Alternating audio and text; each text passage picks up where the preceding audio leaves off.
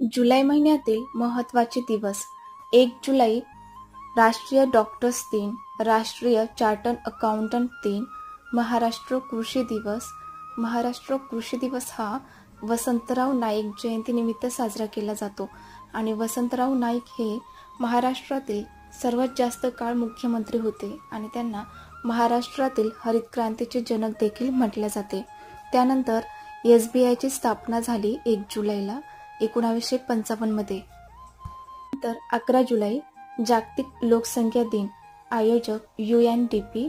1989 पासून 1987 साली जगाची लोकसंख्या 500 कोटी झाली. त्यानिमित्ताने हा जागतिक लोकसंख्या दिन साजरा केला जातो.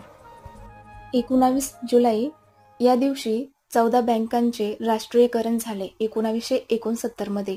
हा व्हिडिओ पूर्ण बघण्यासाठी डिस्क्रिप्शनमध्ये लिंक दिली आहे.